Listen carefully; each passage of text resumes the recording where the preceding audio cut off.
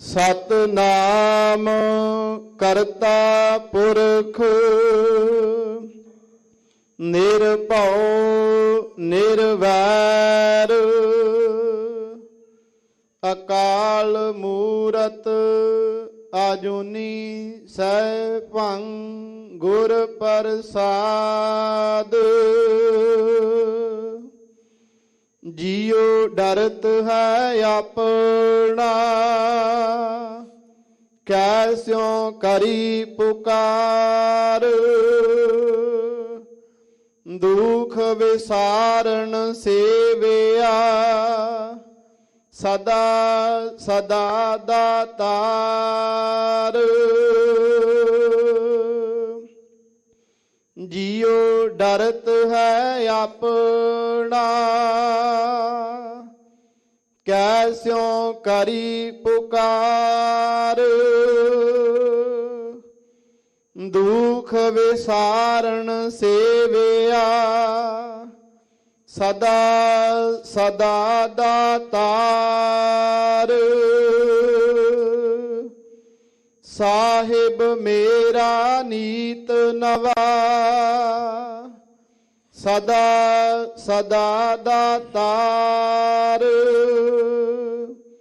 रहाओ अन दिन साहिब सेवियै अंत छड़ाए सोए। सुन सुन मेरी कामणी पार उतारा होए। दयाल तेरा नाम तरा सद कुर्बान जाओ। रहाओ सर्वं साचा एक है दूजा नाही कोई। ताकी सेवा सो करे जाको नदर करे। तुद बाज प्यारे केव रहा सा वड्याई देह। जित नाम तेरे लाग रहा दूजा नाही कोई। जिस आगे प्यारे जाए कहाँ रहाओ। सेवी साहिब अपना अवर न जाचों कोई। नानक ताका दास है बिंद बिंद चुख चुख होए। ਵਾਹਿਗੁਰੂ ਜੀ, ਚੈਨਲ ਨੂੰ ਸਬਸਕ੍ਰਾਈਬ ਕਰਨ ਤੋਂ ਬਾਅਦ ਆਲ ਨੋਟੀਫਿਕੇਸ਼ਨ ਨੂੰ ਜ਼ਰੂਰ ਔਨ ਕਰੋ, ਤਾਂ ਹੀ ਤੁਹਾਡੇ ਤੱਕ ਵੀਡੀਓ ਸਭ ਤੋਂ ਪਹਿਲਾਂ ਪਹੁੰਚੇਗੀ। ਤੇ ਵੀਡੀਓ ਨੂੰ ਲਾਈਕ ਕਰਨਾ ਨਾ ਭੁੱਲਣਾ। ਤੇਰੇ ਨਾਮ ਵਿਟਹੁ ਬਿੰਦ ਬਿੰਦ ਚੁਖ ਚੁਖ ਹੋਏ। ਰਹਾਉ ਵਾਹਿਗੁਰੂ ਜੀ ਕਾ ਖਾਲਸਾ ਵਾਹਿਗੁਰੂ ਜੀ ਕੀ ਫਤਿਹ। ਸਤਿਗੁਰੂ ਜੀ ਕੀ ਸਾਜੀ ਨਿਵਾਜੀ ਪਰਮ ਸਤਿਕਾਰਯੋਗ ਸਾਧ ਸੰਗਤ ਜੀਓ। ਦੀਨ ਦਇਆਲ ਅਕਾਲ ਪੁਰਖ ਵਾਹਿਗੁਰੂ ਜੀ ਕੀ ਅਪਾਰ ਕਿਰਪਾ ਦੇ ਸਦਕਾ ਧੰਨ ਧੰਨ ਜੁਗੋ ਜੁਗ ਅਟਲ ਸ੍ਰੀ ਗੁਰੂ ਗ੍ਰੰਥ ਸਾਹਿਬ ਜੀ ਕੀ ਪਾਵਨ ਪਵਿੱਤਰ ਹਜ਼ੂਰੀ ਵਿੱਚ ਗੁਰਦੁਆਰਾ ਸ੍ਰੀ ਮੰਜੀ ਸਾਹਿਬ ਦੀਵਾਨ ਅਸਥਾਨ ਵਿਖੇ ਸਤਸੰਗਤ ਕਰਨ ਦਾ, ਹਾਜ਼ਰੀਆਂ ਭਰਨ ਦਾ ਸੁਭਾਗ ਹਾਸਲ ਹੋ ਰਿਹਾ ਹੈ। ਅੰਮ੍ਰਿਤ ਵੇਲੇ ਸੱਚਖੰਡ ਸ੍ਰੀ ਹਰਿਮੰਦਰ ਸਾਹਿਬ ਜੀ ਕੇ ਅੰਦਰ ਆਪਣੇ ਸਿੰਘਾਸਨ ਉੱਪਰ ਪ੍ਰਕਾਸ਼ਮਾਨ ਹੋ ਕੇ ਦਰਸ਼ਨ ਦੀਦਾਰੇ ਬਖਸ਼ਦਿਆਂ ਸਤਿਗੁਰੂ ਜੀ ਨੇ ਜੋ ਪਾਵਨ ਸ੍ਰੀ ਮੁਖਵਾਕ ਬਖਸ਼ਿਆ ਹੈ, ਸੋ ਸੰਗਤਾਂ ਨੇ ਪ੍ਰੇਮ ਸਹਿਤ ਸਰਵਣ ਕੀਤਾ ਹੈ। ਸ੍ਰੀ ਅਕਾਲ ਪੁਰਖ ਵਾਹਿਗੁਰੂ ਜੀ ਕੇ ਪ੍ਰਤੱਖ ਸਰੂਪ ਧੰਨ ਧੰਨ ਆਦਿ ਸਤਿਗੁਰੂ ਸ੍ਰੀ ਗੁਰੂ ਨਾਨਕ ਦੇਵ ਸਾਹਿਬ ਸੱਚੇ ਪਾਤਸ਼ਾਹ ਜੀ ਨੇ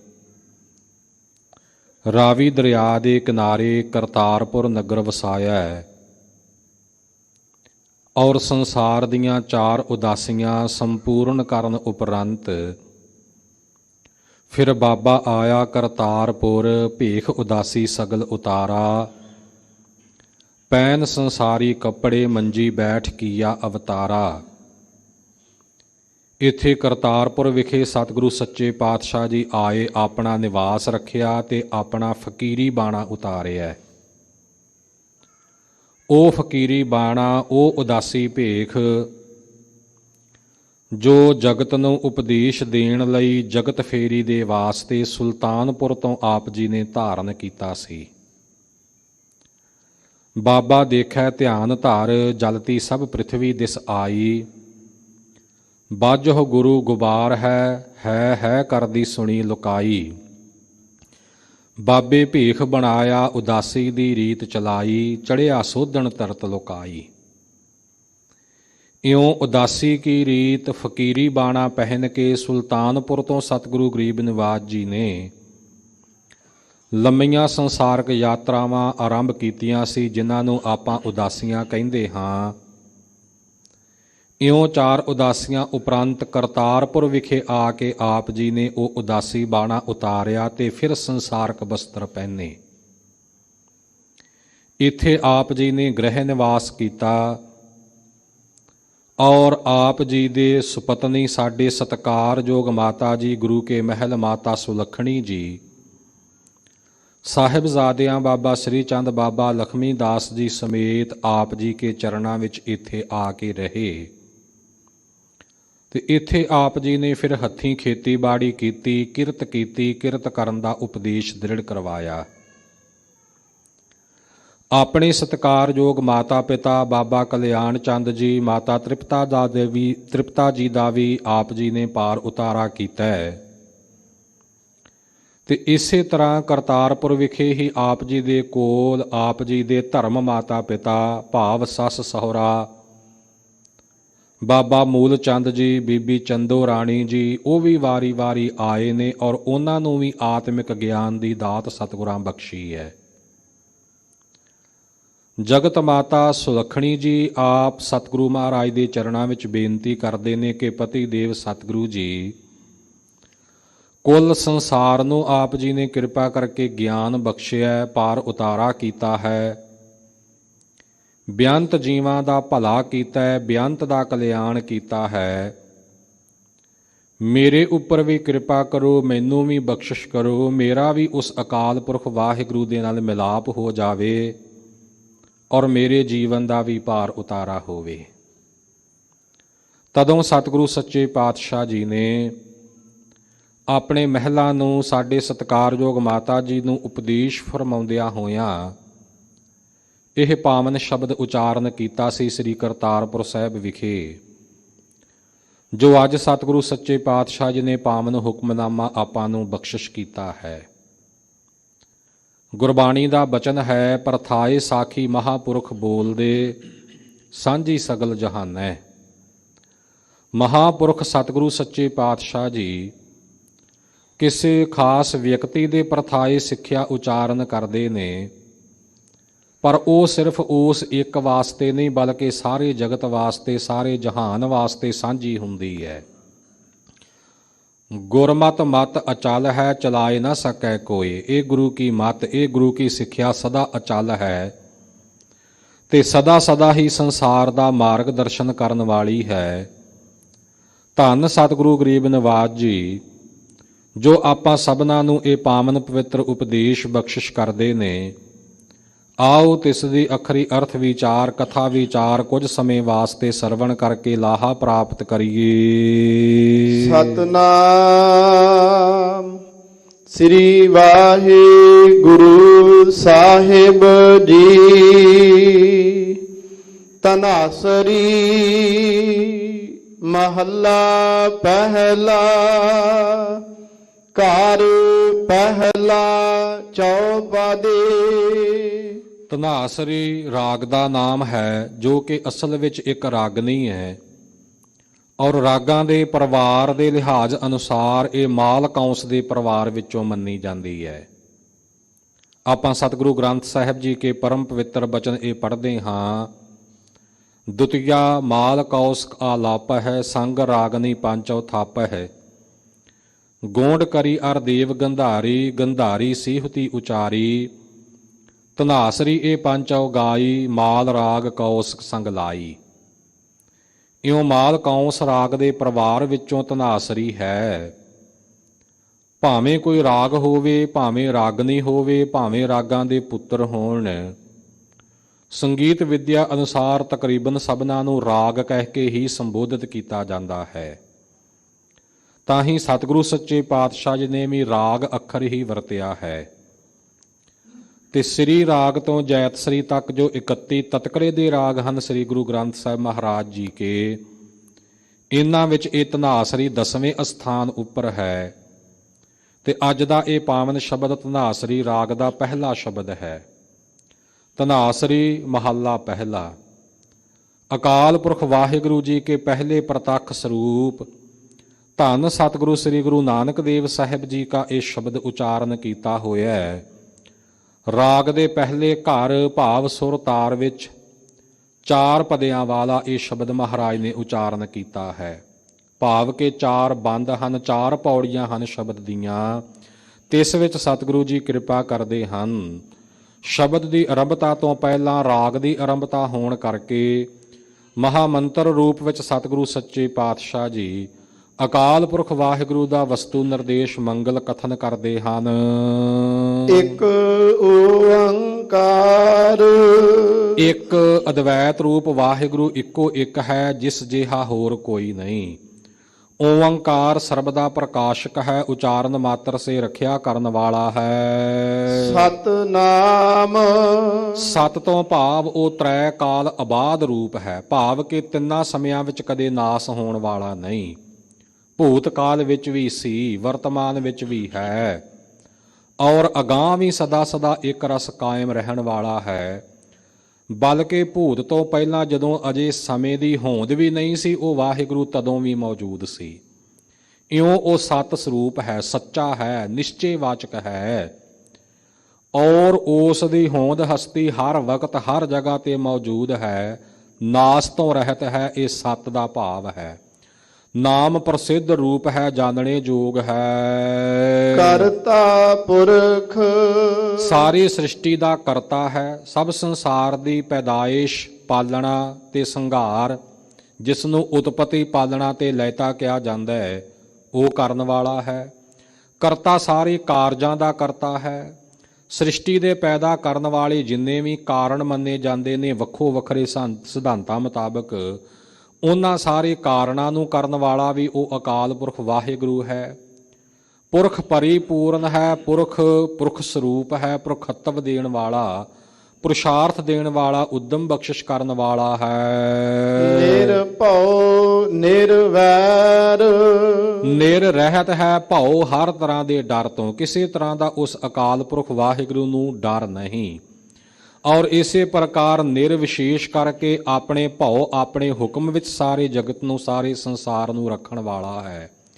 ਨਿਰਾ ਉਹ ਭਵ ਕਲਿਆਣ ਸਰੂਪ ਹੈ, ਕਲਿਆਣ ਕਰਨ ਵਾਲਾ ਹੈ। ਨਿਰਵੈਰ, ਵੈਰ ਤੋਂ ਰਹਿਤ ਹੈ, ਕਿਸੇ ਨਾਲ ਵੈਰ ਵਿਰੋਧ ਨਹੀਂ। ਵੈਲ ਤਾਈਆਂ ਐਬਾਂ ਤੋਂ ਰਹਿਤ ਹੈ। ਅਕਾਲ ਮੂਰਤ, ਕਲਪਨਾ ਤੋਂ ਰਹਿਤ ਉਹ ਅਕਾਲ ਪੁਰਖ ਵਾਹਿਗੁਰੂ ਸਮੇਂ ਦੀ ਹੱਦ ਤੋਂ ਰਹਿਤ ਹੈ। ਕਿਸੇ ਸਮੇਂ ਦੀ ਹੱਦ ਵਿੱਚ, ਕਿਸੇ ਕਾਲ ਦੀ ਹੱਦ ਵਿੱਚ ਉਸ ਨੂੰ ਬੰਨ੍ਹਿਆ ਨਹੀਂ ਜਾ ਸਕਦਾ। ਫਿਰ ਉਸ ਦਾ ਕਦੇ ਕਾਲ ਨਹੀਂ, ਭਾਵ ਉਸ ਦਾ ਅੰਤ ਕਦੇ ਨਹੀਂ, ਕਦੇ ਮੌਤ ਨਹੀਂ। ਐਸੀ ਉਹ ਅਕਾਲ ਹਸਤੀ ਵਾਲਾ ਹੈ, ਐਸੇ ਉਹ ਮੂਰਤ ਸਰੂਪ ਵਾਲਾ ਹੈ, ਐਸੀ ਅਡਰੀ ਹਸਤੀ ਵਾਲਾ ਹੈ ਜੋ ਕਲਪਨਾ ਤੋਂ ਰਹਿਤ ਹੈ। ਅਜੂਨੀ ਸੈਭੰ, ਅਜੂਨੀ ਅਜਨਮਾ ਰੂਪ ਹੈ, ਕਿਸੇ ਦਾ ਜਨਮਿਆ ਹੋਇਆ ਨਹੀਂ, ਕਿਸੇ ਦਾ ਪੈਦਾ ਕੀਤਾ ਹੋਇਆ ਨਹੀਂ। ਥਾਪਿਆ ਨਾ ਜਾਏ, ਕੀਤਾ ਨਾ ਹੋਏ, ਆਪੇ ਆਪ ਨਿਰੰਜਨ ਸੋਏ। ਇਉਂ ਅਜਨਮਾ ਸਰੂਪ ਹੈ।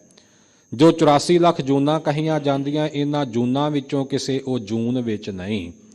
ਔਰ ਸੈਭੰ ਸੁਤੇ ਪ੍ਰਕਾਸ਼ ਹੈ, ਕਿਸੇ ਦਾ ਥਾਪਿਆ ਨਹੀਂ, ਕਿਸੇ ਦਾ ਪ੍ਰਕਾਸ਼ਮਾਨ ਕੀਤਾ ਹੋਇਆ ਨਹੀਂ, ਕਿਸੇ ਦੇ ਕੋਲੋਂ ਉਸ ਨੇ ਤਾਕਤ ਹਾਸਲ ਨਹੀਂ ਕੀਤੀ। ਇਉਂ ਸੁਤੇ ਪ੍ਰਕਾਸ਼ ਰੂਪ ਹੈ, ਸਵੰਭੂ ਰੂਪ ਹੈ। ਗੁਰ ਪ੍ਰਸਾਦ ਗੁਰ ਚੇਤਨ ਰੂਪ ਹੈ, ਆਪ ਚੇਤਨਤਾ ਦੇ ਵਿੱਚ ਹੁੰਦਿਆਂ ਸਾਰੇ ਜੀਵਾਂ ਨੂੰ ਆਪਣੀ ਚੇਤਨ ਸੱਤਾ ਬਖਸ਼ਿਸ਼ ਕਰਨ ਵਾਲਾ ਹੈ। ਗੁਰ ਵੱਡਾ ਹੈ, ਗੁਰ ਪੂਜਨੀਕ ਹੈ, ਗੁਰ ਅਗਿਆਨਤਾ ਦੇ ਹਨੇਰੇ ਨੂੰ ਮੇਟ ਕੇ ਗਿਆਨ ਦਾ ਪ੍ਰਕਾਸ਼ ਕਰਨ ਹਾਰਾ ਹੈ। ਪ੍ਰਸਾਦ ਆਨੰਦ ਸਰੂਪ ਹੈ, ਪ੍ਰਸਾਦ ਕਿਰਪਾ ਸਰੂਪ ਹੈ। ਪ੍ਰਸਾਦ ਦੁਨੀਆ ਦੇ ਰਸਾਂ ਕਸਾਂ ਸਵਾਦਾਂ ਤੋਂ ਪਰੇ ਹੈ। ਗੁਰ ਪ੍ਰਸਾਦ ਗੁਰੂ ਕੀ ਕਿਰਪਾ ਨਾਲ ਉਸ ਅਕਾਲ ਪੁਰਖ ਵਾਹਿਗੁਰੂ ਦੀ ਪ੍ਰਾਪਤੀ, ਉਸ ਦੀ ਅਨੁਭੂਤੀ ਹੁੰਦੀ ਹੈ। ਇਹ ਸੰਕੇਤਕ ਸੰਖੇਪ ਜਿਹੇ ਅਰਥ ਹਨ ਇਸ ਪਵਿੱਤਰ ਮਹਾਵਾਕ ਦੇ। ਜੇ ਇੰਨੇ ਮਹਾਵਾਕ ਦੇ ਇਸ ਮਹਾਮੰਤਰ ਦੇ ਆਪਾਂ ਅਰਥ ਵਿਸਥਾਰ ਨਾਲ ਕਰਨ ਲੱਗੀਏ, ਲੰਬੇਰਾ ਸਮਾਂ ਲੱਗਣ ਦੇ ਉਪਰੰਤ ਵੀ ਇਹ ਅਰਥ ਕਦੇ ਸੰਪੂਰਨ ਨਹੀਂ ਹੋ ਸਕਣਗੇ। ਮਨੁੱਖ ਦੀ ਮੱਤ, ਮਨੁੱਖ ਦੀ ਬੁੱਧ ਜਿਹੜੀ ਹੈ ਉਹ ਹਾਰ ਕੇ ਰਹਿ ਜਾਵੇਗੀ। ਇਹ ਕੇਵਲ ਤੇ ਕੇਵਲ ਸੰਕੇਤਕ ਅਰਥ ਨੇ, ਸੰਖੇਪ ਅਰਥ। ਇਹਨਾਂ ਤੋਂ ਉਪਰੰਤ ਹੁਣ ਸਤਿਗੁਰੂ ਸੱਚੇ ਪਾਤਸ਼ਾਹ ਜੀ ਸ਼ਬਦ ਦੀ ਆਰੰਭਤਾ ਕਰਦੇ ਨੇ।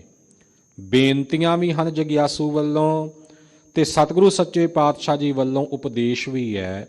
ਆਪ ਅੰਮ੍ਰਿਤ ਰੂਪ ਬਾਣੀ ਦੀਆਂ ਪੰਕਤੀਆਂ ਉਚਾਰਨ ਕਰਕੇ ਸਤਿਗੁਰੂ ਸੱਚੇ ਪਾਤਸ਼ਾਹ ਜੀ ਐਸਾ ਇਹ ਸੰਵਾਦ ਬਖਸ਼ਿਸ਼ ਕਰਦੇ ਨੇ। ਅਥਵਾ ਇਉਂ ਜਾਣੀਏ ਕਿ ਸਾਨੂੰ ਅਕਾਲ ਪੁਰਖ ਵਾਹਿਗੁਰੂ ਦੇ ਚਰਨਾਂ ਵਿੱਚ ਅਰਦਾਸ ਬੇਨਤੀਆਂ ਕਰਨ ਦੀ ਜਾਚ ਵੀ ਸਿਖਾਉਂਦੇ ਨੇ, ਸਿੱਖਿਆ ਦਿੰਦੇ ਨੇ, ਨਾਲ ਉਪਦੇਸ਼ ਵੀ ਬਖਸ਼ਿਸ਼ ਕਰਦੇ ਹਨ। ਜਿਉ ਡਰਤ ਹੈ ਆਪਣਾ, ਕੈਸਿਉ ਕਰੀ ਪੁਕਾਰ। ਵਾਹਿਗੁਰੂ ਕੇ ਚਰਨਾਂ ਵਿੱਚ, ਇਹ ਅਕਾਲ ਪੁਰਖ ਦੇ ਚਰਨਾਂ ਵਿੱਚ ਅਰਦਾਸ ਬੇਨਤੀ ਗੁਰੂ ਕੇ ਸਨਮੁਖ ਕਰੀਏ।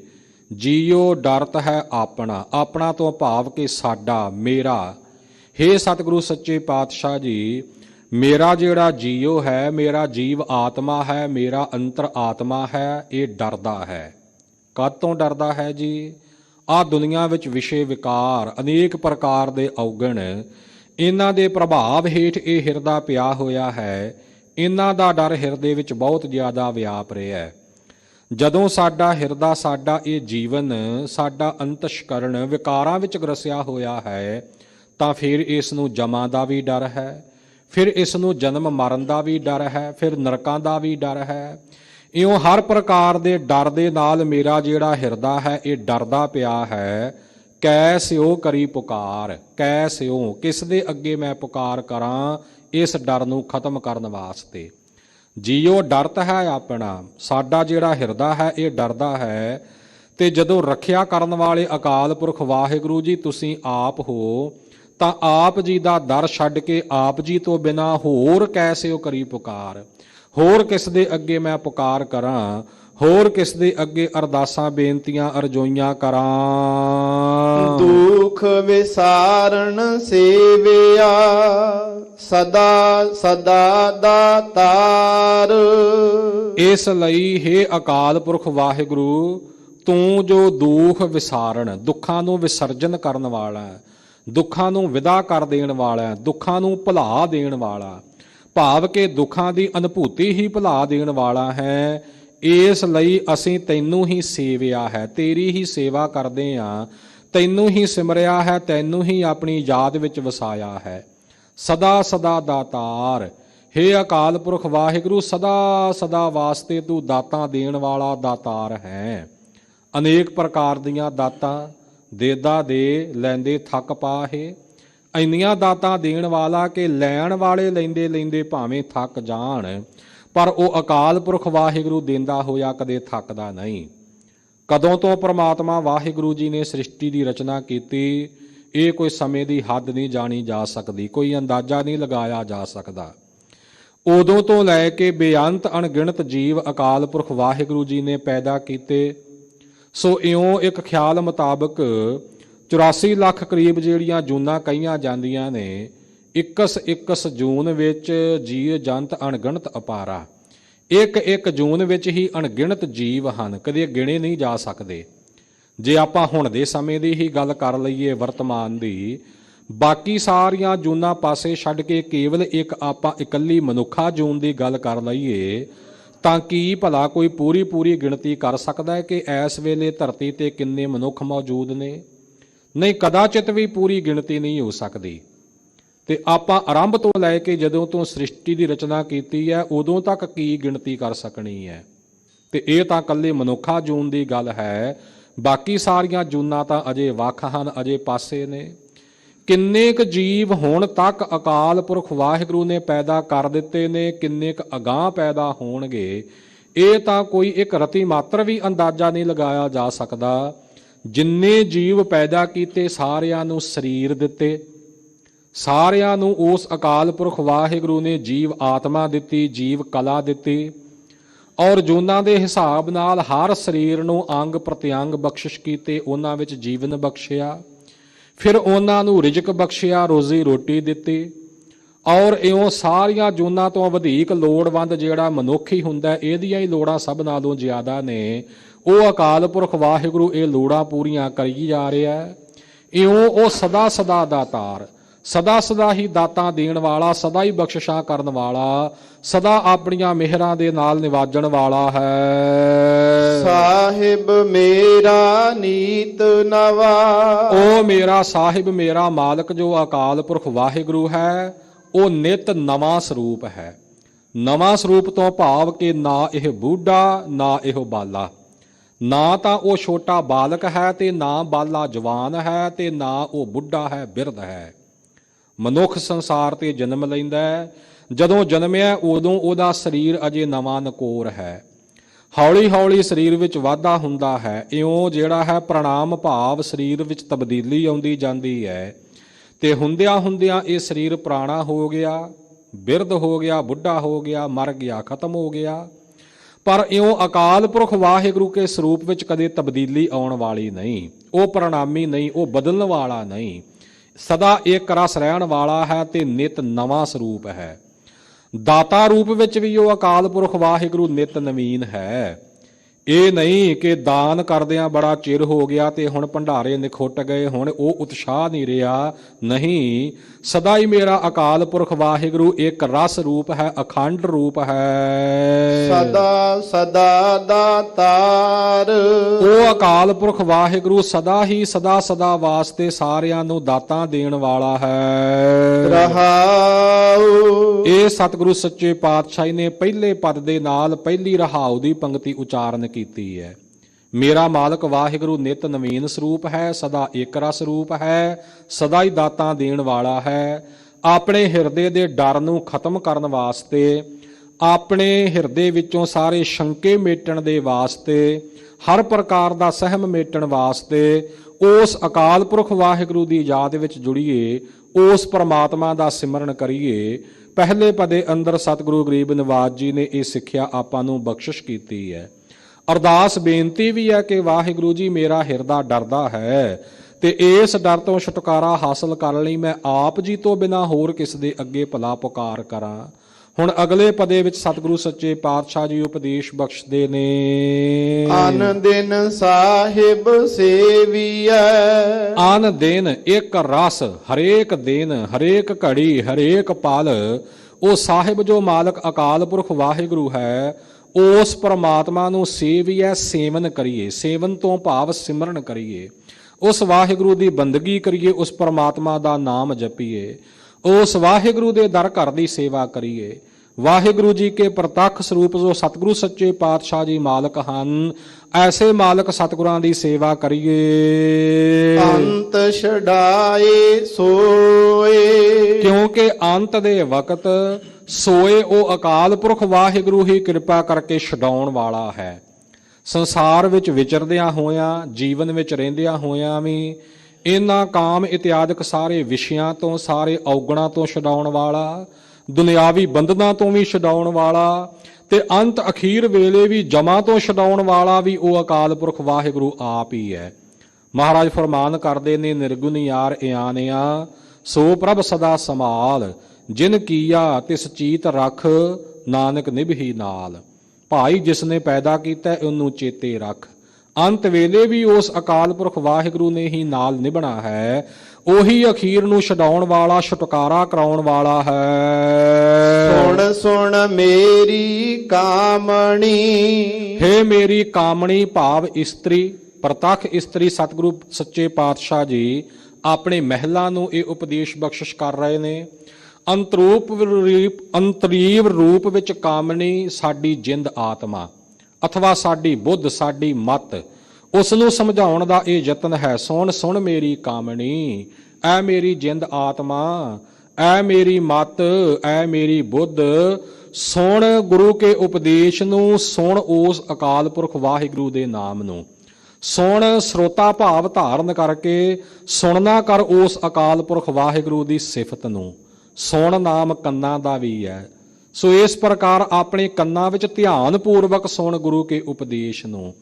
ਬਾਹਰੀ ਤੌਰ ਤੇ ਵੀ ਸੁਣ ਤੇ ਅੰਤਰੀਵ ਤੌਰ ਤੇ ਸ਼ਰਧਾ ਤੇ ਵਿਸ਼ਵਾਸ ਰੂਪੀ ਕੰਨਾਂ ਦੇ ਨਾਲ ਵੀ ਐ ਮੇਰੀ ਬੁੱਧ, ਮੇਰੀ ਮਤ, ਮੇਰੀ ਜਿੰਦ ਆਤਮਾ, ਵਾਹਿਗੁਰੂ ਕੇ ਨਾਮ ਨੂੰ ਸੁਣਨਾ ਕਰ, ਗੁਰੂ ਕੇ ਉਪਦੇਸ਼ ਨੂੰ ਸੁਣਨਾ ਕਰ। ਪਾਰੇ ਉਤਾਰਾ ਹੋਏ, ਇਉਂ ਸੁਣਦਿਆਂ ਹੋਇਆਂ ਤੇ ਹਿਰਦੇ ਵਿੱਚ ਵਸਾਉਂਦਿਆਂ ਹੋਇਆਂ ਪਾਰ ਉਤਾਰਾ ਹੋਏ, ਤੇਰਾ ਸੰਸਾਰ ਸਾਗਰ ਤੋਂ ਪਾਰ ਉਤਾਰਾ ਹੋ ਜਾਵੇਗਾ। ਸੰਸਾਰ ਸਮੁੰਦਰ ਤੋਂ ਪਾਰ ਉਤਰਨਾ ਹੋਵੇਗਾ, ਵਾਹਿਗੁਰੂ ਦੇ ਸਰੂਪ ਵਿੱਚ ਸਮਾਈ ਹੋ ਜਾਵੇਗੀ।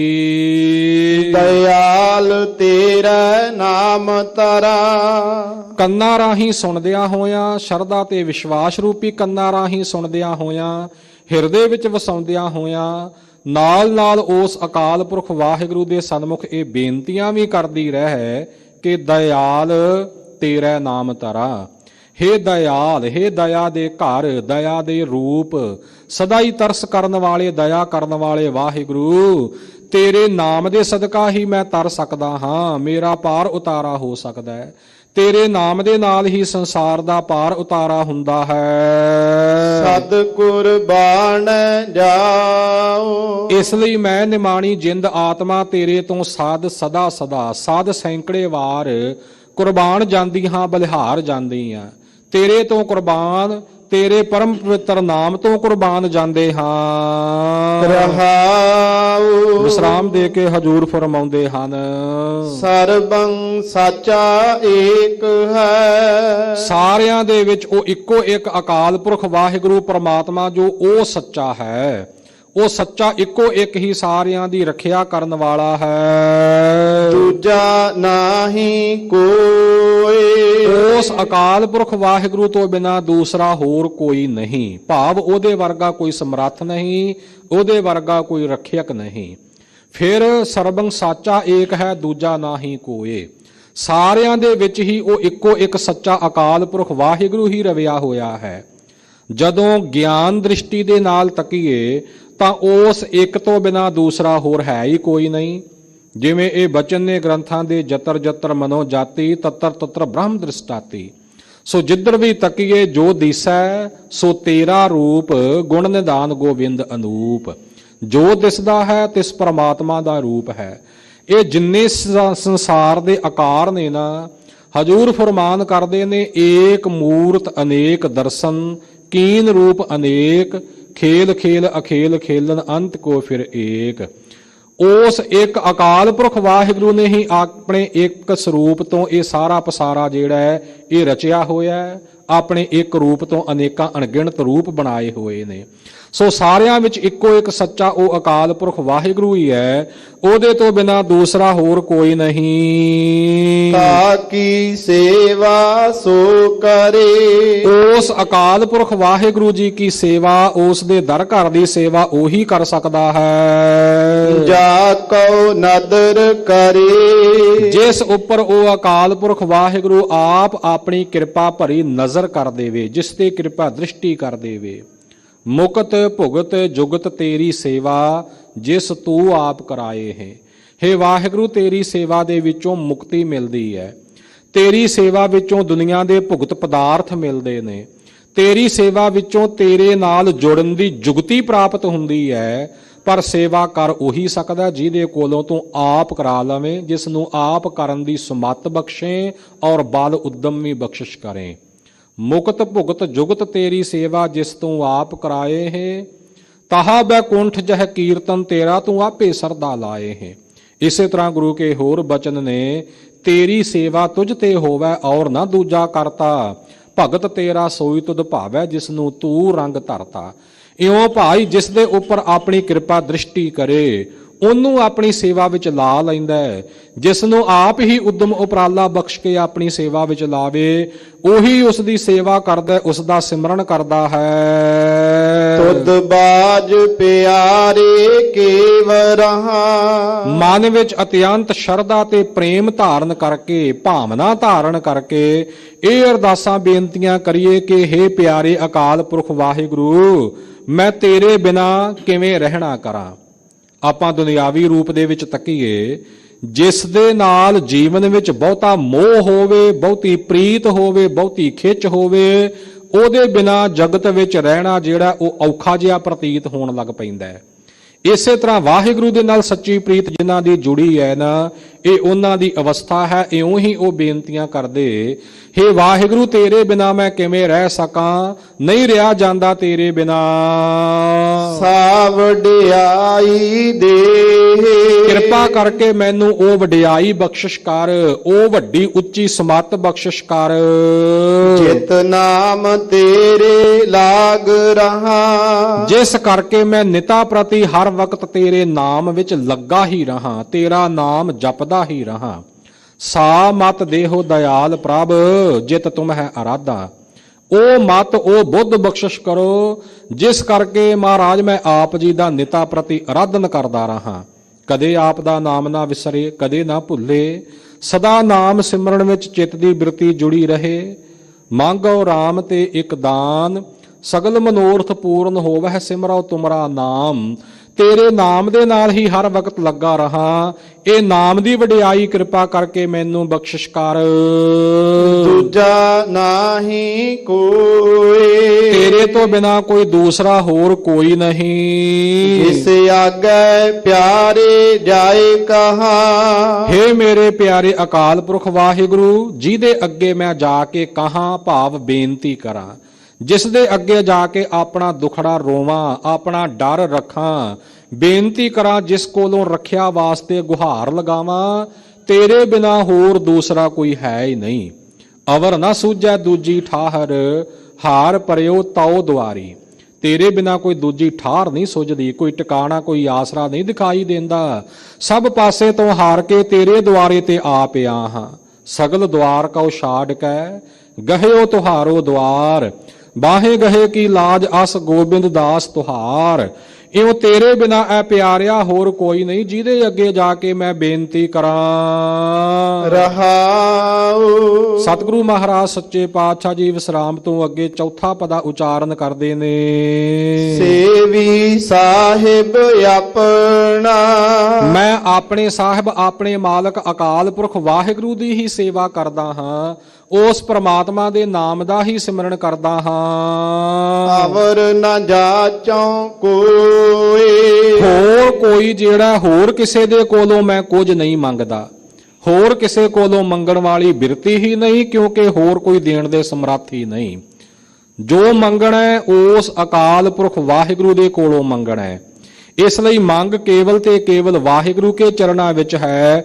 ਹੋਰ ਕਿਸੇ ਦੇ ਕੋਲੋਂ ਮੰਗਣ ਵਾਲੀ ਕੋਈ ਸੁਰਤ ਨਹੀਂ, ਕੋਈ ਬਿਰਤੀ ਨਹੀਂ। ਨਾਨਕ ਤਾ ਕਾ ਦਾਸ ਹੈ। ਧੰਨ ਸਤਿਗੁਰੂ ਨਾਨਕ ਦੇਵ ਸਾਹਿਬ ਸੱਚੇ ਪਾਤਸ਼ਾਹ ਜੀ ਫਰਮਾਨ ਕਰਦੇ ਨੇ ਕਿ ਇਹ ਨਾ ਚੀਜ਼ ਜੋ ਹੈ ਉਸ ਅਕਾਲ ਪੁਰਖ ਵਾਹਿਗੁਰੂ ਦਾ ਦਾਸ ਹੈ, ਉਸ ਪ੍ਰਮਾਤਮਾ ਦਾ ਹੀ ਸੇਵਕ ਹੈ। ਬਿੰਦ ਬਿੰਦ ਚੁਖ ਚੁਖ ਹੋਏ। ਤੇ ਉਸ ਅਕਾਲ ਪੁਰਖ ਵਾਹਿਗੁਰੂ ਤੋਂ ਬਿੰਦ ਬਿੰਦ, ਬਿੰਦ ਇੱਕ ਅਤਿਅੰਤ ਸੂਖਮ ਸਬੇ ਦਾ ਨਾਮ ਹੈ। ਸੋ ਬਿੰਦ ਬਿੰਦ ਕਾਲ ਉਸ ਵਾਹਿਗੁਰੂ ਤੋਂ ਚੁਖ ਚੁਖ ਹੋਏ, ਟੁਕੜੇ ਟੁਕੜੇ ਹੋ ਜਾਂਦੇ ਆ, ਉਸ ਤੋਂ ਸਦਾ ਸਦਾ ਕੁਰਬਾਨ ਹੁੰਦੇ ਆ। ਨਿਆਇਕਾਂ ਦੇ ਮਤ ਅਨੁਸਾਰ ਸੋ ਇੱਕ ਵਾਰ ਜੇ ਘੱਟ ਸ਼ਬਦ ਕਹੀਏ ਤਾਂ 2 ਪਲ ਗੁਜ਼ਰ ਜਾਂਦੇ ਨੇ, ਤੇ ਪਲ ਦਾ ਵੀ 6ਵਾਂ ਹਿੱਸਾ ਜਿਹੜਾ ਉਹ ਚੁਖ ਕਿਹਾ ਜਾਂਦਾ ਹੈ, ਤੇ ਚੁਖ ਦਾ ਵੀ 6ਵਾਂ ਹਿੱਸਾ ਜਿਹੜਾ ਉਸ ਨੂੰ ਬਿੰਦ ਕਿਹਾ ਜਾਂਦਾ ਹੈ। ਇੰਨਾ ਇਹ ਛੋਟੇ ਤੋਂ ਛੋਟਾ ਸਮਾਂ ਹੈ ਜਿਹੜਾ ਕਿ ਮਿਣਤੀ ਵਿੱਚ ਵੀ ਨਹੀਂ ਆ ਸਕਦਾ।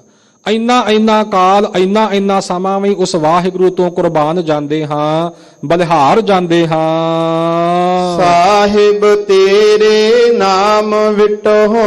ਹੇ ਸਾਹਿਬ, ਹੇ ਮਾਲਕ ਅਕਾਲ ਪੁਰਖ ਵਾਹਿਗੁਰੂ ਜੀ, ਤੇਰੇ ਨਾਮ ਵਿਟਹੁ, ਤੇਰੇ ਨਾਮ ਦੇ ਉੱਪਰੋਂ ਬਿੰਦ ਬਿੰਦ ਚੁਖ ਚੁਖ ਹੋਏ। ਬਿੰਦ ਬਿੰਦ ਕਾਲ, ਥੋੜੇ ਤੋਂ ਥੋੜਾ ਸਮਾਂ ਵੀ ਆਪਾਂ ਟੁਕੜੇ ਟੁਕੜੇ ਹੁੰਦੇ ਆ, ਆਪਣਾ ਆਪਾ ਕੁਰਬਾਨ ਕਰਦੇ ਆ।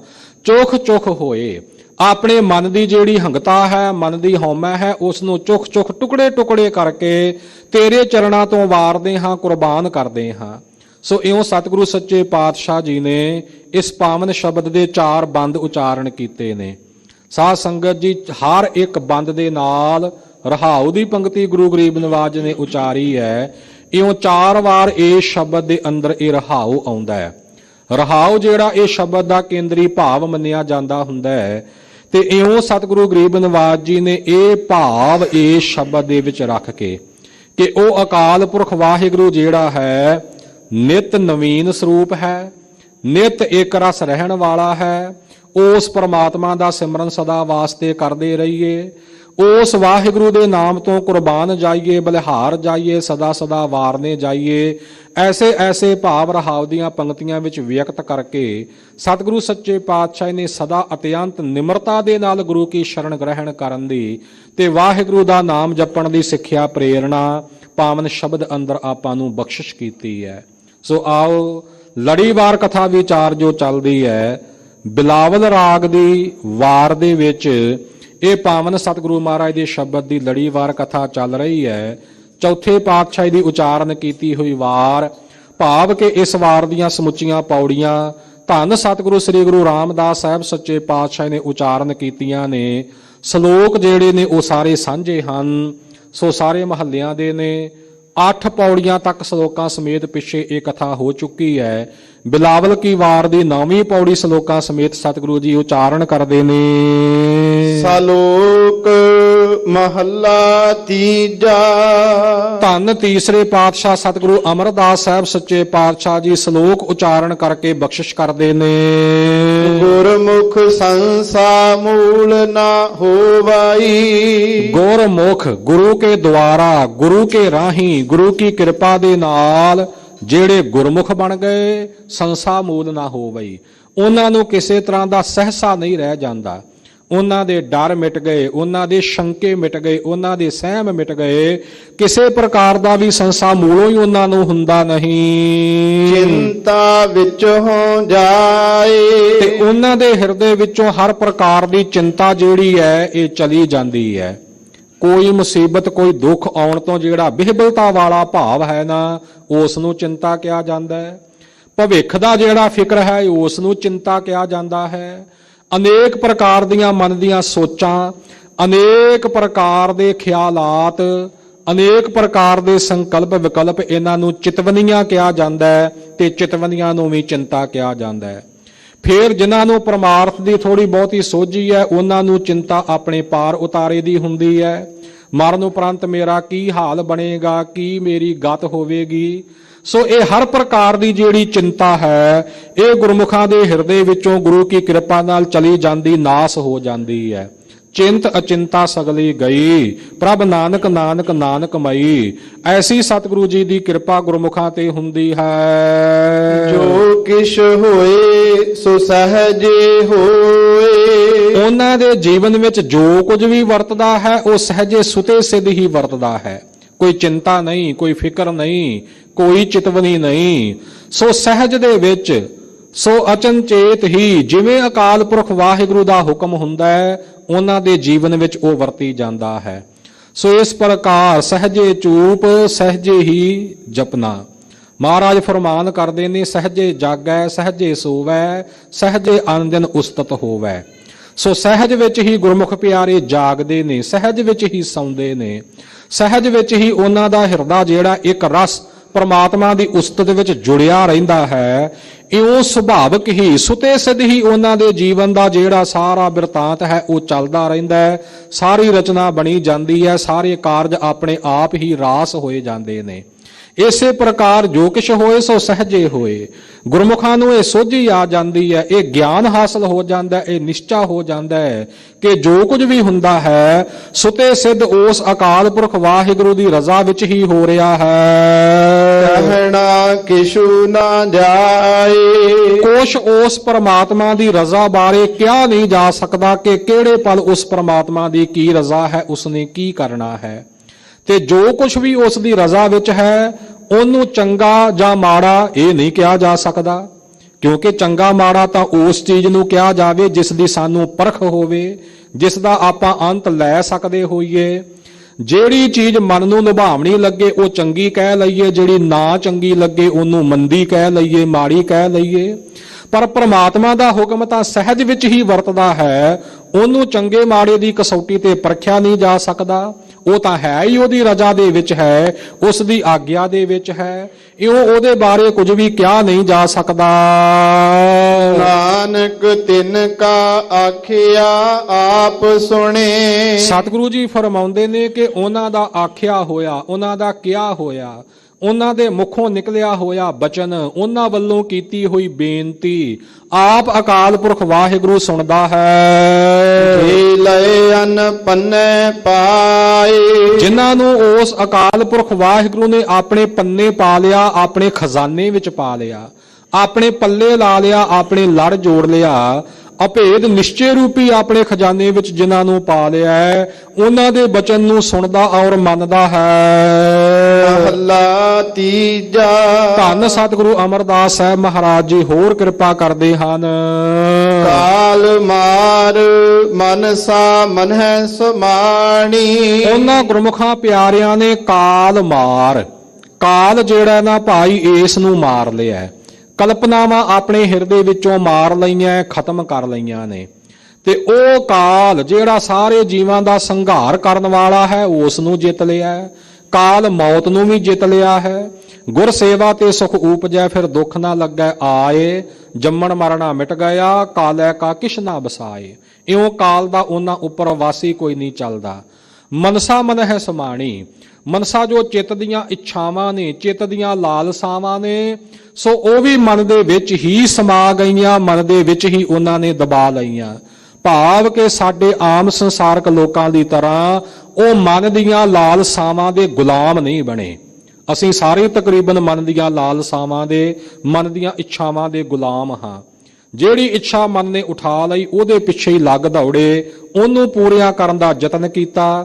ਜੇ ਨਾ ਪੂਰੀ ਹੋ ਸਕੀ ਤਾਂ ਮਨ ਮੁਰਝਾ ਕੇ ਬੇਵਸ ਹੋ ਕੇ ਬੈਠ ਗਏ, ਪਰ ਮਨ ਅੰਦਰ ਪਛਤਾਵਾ ਰਿਹਾ ਕਿ ਮੇਰੀ ਇਹ ਇੱਛਾ ਪੂਰੀ ਨਹੀਂ ਹੋਈ, ਇਹ ਕੰਮ ਨਹੀਂ ਬਣਿਆ। ਇਉਂ ਅਸੀਂ ਲਾਲਸਾਵਾਂ ਦੇ ਗੁਲਾਮ ਹਾਂ। ਪਰ ਗੁਰਮੁਖਾਂ ਨੇ ਮਨਸਾ ਮਨ ਹੈ ਸਮਾਣੀ, ਜੋ ਅਨੇਕ ਪ੍ਰਕਾਰ ਦੀਆਂ ਮਨਸ਼ਾ ਹਨ, ਅਨੇਕਾਂ ਲਾਲਸਾਵਾਂ ਨੇ, ਉਹਨਾਂ ਨੂੰ ਮਨ ਦੇ ਵਿੱਚ ਹੀ ਸਮੋ ਦਿੱਤਾ, ਉੱਥੇ ਹੀ ਨਾਸ ਕਰ ਦਿੱਤਾ, ਖਤਮ ਕਰ ਦਿੱਤਾ ਹੈ। ਅੰਤਰ ਨਿਰਮਲ ਨਾਉ। ਉਹਨਾਂ ਗੁਰਮੁਖਾਂ ਦੇ ਹਿਰਦੇ ਅੰਦਰ ਕੇਵਲ ਤੇ ਕੇਵਲ ਨਿਰਮਲ ਜੋ ਉਜਲ ਰੂਪ ਵਾਹਿਗੁਰੂ ਹੈ, ਉਸ ਪ੍ਰਮਾਤਮਾ ਦਾ ਨਾਮ ਹੀ ਵਸਦਾ ਹੈ। ਨਾਮ ਦੇ ਸਦਕਾ ਬਾਕੀ ਇਹ ਸਾਰੀ ਕਿਰਪਾ ਹੋਈ, ਮਨਸਾ ਮਿਟ ਗਈਆਂ, ਕਾਲ ਵਸ ਵਿੱਚ ਆ ਗਿਆ। ਨਾਮ ਦੇ ਸਦਕਾ ਉਹਨਾਂ ਗੁਰਮੁਖਾਂ ਪਿਆਰਿਆਂ ਦਾ ਅੰਤਸ਼ਕਰਣ ਨਿਰਮਲ ਹੋ ਗਿਆ। ਆਨ ਦਿਨ ਜਾਗੈ ਕਦੇ ਨਾ ਸੋਵੈ। ਆਨ ਦਿਨ ਇੱਕ ਰਸ ਗੁਰਮੁਖ ਪਿਆਰੇ ਗਿਆਨ ਅਵਸਥਾ ਵਿੱਚ ਨਿਤਾ ਪ੍ਰਤੀ ਜਾਗਦੇ ਰਹਿੰਦੇ ਨੇ। ਕਦੇ ਵੀ ਗਾਫਲਤਾਈ ਵਿੱਚ, ਕਦੇ ਵੀ ਪ੍ਰਮਾਦਤਾਈ ਦੇ ਵਿੱਚ ਉਹ ਸੌਂਦੇ ਨਹੀਂ, ਕਦੇ ਵੀ ਅਵਿਦਿਆ ਦੀ ਨੀਂਦ ਵਿੱਚ ਨਹੀਂ ਉਹ ਸੌਂਦੇ। ਸਹਜੇ ਅੰਮ੍ਰਿਤ ਪਿਆਉ। ਸਹਜੇ ਸੁਤੇ ਸਿੱਧ ਹੀ, ਸੁਭਾਵਕ ਹੀ ਸਤਿਗੁਰੂ ਸੱਚੇ ਪਾਤਸ਼ਾਹ ਜੀ ਨੇ ਉਹਨਾਂ ਗੁਰਮੁਖਾਂ ਪਿਆਰਿਆਂ ਨੂੰ ਆਪਣਾ ਨਾਮ ਰੂਪੀ ਅੰਮ੍ਰਿਤ ਪਿਆਇਆ ਹੈ। ਨਾਮ ਅੰਮ੍ਰਿਤ ਨੂੰ ਪੀ ਕੇ ਉਹ ਰੱਜੇ ਨੇ ਤੇ ਹੋਰਨਾਂ ਨੂੰ ਪਿਆਉਂਦੇ, ਹੋਰਨਾਂ ਨੂੰ ਜਪਾਉਂਦੇ ਹਨ। ਮੀਠਾ ਬੋਲੇ ਅੰਮ੍ਰਿਤ ਬਾਣੀ। ਫਿਰ ਐਸੇ ਗੁਰਮੁਖ ਪਿਆਰੇ ਆਪਣੀ ਰਸਨਾ ਤੋਂ ਜੋ ਵੀ ਬਚਨ ਬੋਲਦੇ ਨੇ ਉਹ ਮਿੱਠਾ ਹੀ ਬੋਲਦੇ ਨੇ। ਕਦੇ ਫਿੱਕਾ ਬੋਲ, ਕਦੇ ਕੌੜਾ ਬੋਲ, ਕਦੇ ਕੋਈ ਟੁੰਬਵਾ ਜਾਂ ਚੁੱਭਵਾ ਬੋਲ ਉਹਨਾਂ ਦੀ ਰਸਨਾ ਤੋਂ ਨਿਕਲਦਾ ਹੀ ਨਹੀਂ, ਮਿੱਠੇ ਬੋਲ ਹੀ ਬੋਲਦੇ ਨੇ।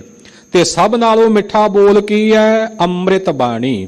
ਜਨਮ ਮਰਨ ਤੋਂ ਰਹਿਤ ਕਰਨ ਵਾਲੀ ਅੰਮ੍ਰਿਤ ਰੂਪ ਜੋ ਗੁਰੂ ਕੀ ਬਾਣੀ ਹੈ, ਉਹ ਬਾਣੀ ਹੀ ਆਪਣੇ ਮੂੰਹੋਂ ਬੋਲਦੇ ਨੇ, ਬਾਣੀ ਹੀ ਪੜ੍ਹਦੇ ਨੇ, ਬਾਣੀ ਜਪਦੇ ਨੇ, ਬਾਣੀ ਚਿੱਤ ਵਿੱਚ ਵਸਾਉਂਦੇ ਨੇ, ਬਾਣੀ ਜਪਣ ਦੀ ਹੀ, ਬਾਣੀ ਪੜ੍ਹਨ ਦੀ ਹੀ ਹੋਰਨਾਂ ਨੂੰ ਪ੍ਰੇਰਣਾ ਦਿੰਦੇ ਨੇ। ਅੰਮ੍ਰਿਤ ਰੂਪੀ ਮਿੱਠੇ ਬਚਨ ਆਪਣੇ ਮੁਖ ਤੋਂ ਉਹ ਗੁਰਮੁਖ ਪਿਆਰੇ ਬੋਲਦੇ ਨੇ। ਅਨ ਦਿਨ ਹਰ ਗੁਣ ਗਾਓ, ਇੱਕ ਰਸ ਹਰੀ ਅਕਾਲ ਪੁਰਖ ਵਾਹਿਗੁਰੂ ਦੇ ਗੁਣਾਂ ਦਾ ਗਾਇਨ ਕਰਦੇ ਹਨ। ਨਿਜ ਕਰ ਵਾਸਾ ਸਦਾ ਸੋਹੰਦੇ, ਇਉਂ ਫਿਰ ਗੁਰੂ ਕੀ ਕਿਰਪਾ ਨਾਲ ਉਹਨਾਂ ਗੁਰਮੁਖਾਂ ਪਿਆਰਿਆਂ ਦਾ ਆਪਣੇ ਨਿਜ ਘਰ ਵਿੱਚ ਵਾਸਾ ਹੋ ਜਾਂਦਾ ਹੈ। ਨਿਜ ਅੰਤਸ਼ਕਰਨ ਰੂਪੀ ਘਰ ਅੰਤਰੀਵ ਬਿਰਤੀ, ਨਿਜ ਘਰ ਅਕਾਲ ਪੁਰਖ ਵਾਹਿਗੁਰੂ ਦਾ ਸਰੂਪ, ਉਸ ਪ੍ਰਮਾਤਮਾ ਦੇ ਸਰੂਪ ਵਿੱਚ ਉਹਨਾਂ ਗੁਰਮੁਖਾਂ ਪਿਆਰਿਆਂ ਦਾ ਆਤਮਿਕ ਰੂਪ ਵਿੱਚ ਨਿਵਾਸ ਹੁੰਦਾ ਹੈ ਔਰ ਉਹ ਸਦਾ ਹੀ ਉੱਥੇ ਫਿਰ ਸੋਭਾ ਪਾਉਂਦੇ ਨੇ। ਨਾਨਕ ਤਿਨ ਮਿਲਿਆ ਸੁਖ ਪਾਉ, ਹਜ਼ੂਰ ਫਰਮਾਨ ਕਰਦੇ ਨੇ ਕਿ ਐਸੀ ਮਹਾਨ ਅਵਸਥਾ ਵਾਲੇ ਜਿਹੜੇ ਨਿਜ ਘਰ ਵਿੱਚ ਨਿਵਾਸ ਰੱਖਦਿਆਂ ਹੋਇਆਂ, ਆਤਮਿਕ ਗਿਆਨ ਵਿੱਚ ਵਿਚਰਦਿਆਂ ਹੋਇਆਂ ਜਿਹੜੇ ਸੋਭਾ ਪਾਉਂਦੇ ਨੇ, ਉਹਨਾਂ ਨੂੰ ਮਿਲਿਆ, ਉਹਨਾਂ ਦੀ ਸੰਗਤ ਕੀਤਿਆਂ ਭਾਈ ਬ੍ਰਹਮਾਨੰਦ ਦਾ ਸੁਖ ਪ੍ਰਾਪਤ ਹੁੰਦਾ ਹੈ। ਉਹਨਾਂ ਦੀ ਸੰਗਤ ਕੀਤਿਆਂ ਲੋਕ ਪਰਲੋਕ ਦੇ ਸੁਖਾਂ ਦੀ ਪ੍ਰਾਪਤੀ ਹੁੰਦੀ ਹੈ। ਪੌੜੀ ਧੰਨ ਸਤਿਗੁਰੂ ਰਾਮਦਾਸ ਸਾਹਿਬ ਸੱਚੇ ਪਾਤਸ਼ਾਹ ਜੀ ਪੌੜੀ ਉਚਾਰਨ ਕਰਦੇ ਹਨ। ਹਰ ਤਨ ਰਤਨ ਜਵੇ ਹਰੀ, ਅਕਾਲ ਪੁਰਖ ਵਾਹਿਗੁਰੂ ਦਾ ਨਾਮ ਜਿਹੜਾ ਸਾਡਾ ਅਧਿਆਤਮਿਕ ਧਨ ਹੈ, ਜਿਸ ਬਾਰੇ ਸਤਿਗੁਰਾਂ ਨੇ ਬਚਨ ਕੀਤੇ ਨੇ ਕਿ ਇਹ ਸੱਚਾ ਧਨ ਹੈ, ਲੋਕ ਪਰਲੋਕ ਵਿੱਚ ਨਿਭਣ ਵਾਲਾ ਧਨ ਹੈ। ਸਾਚਾ ਧਨ ਗੁਰਮਤੀ ਪਾਏ, ਗੁਰੂ ਕੀ ਮਤ ਗੁਰੂ ਕੀ ਸਿੱਖਿਆ ਨੇ ਜਿਸ ਧਨ ਦੀ ਪ੍ਰਾਪਤੀ ਹੁੰਦੀ ਹੈ। ਕੈਸਾ ਕੀਮਤੀ ਹੈ ਇਹ ਧਨ, ਹਰ ਧਨ ਰਤਨ ਜਵੇਹਰੀ, ਪ੍ਰਮਾਤਮਾ ਦਾ ਨਾਮ ਰੂਪੀ ਧਨ ਹੀ ਮਹਾਨ ਰਤਨਾਂ ਵਿੱਚੋਂ ਸ਼੍ਰੋਮਣੀ ਰਤਨ ਹੈ, ਜਵਾਹਰਾਤ ਵਿੱਚੋਂ ਸ਼੍ਰੋਮਣੀ ਜਵਾਹਰਾਤ ਹੈ। ਹੀਰੇ ਰਤਨ ਜਵਾਹਰਾਤਾਂ ਤੋਂ ਵੀ ਅਮੋਲਕ ਵਾਹਿਗੁਰੂ ਦਾ ਨਾਮ ਹੈ।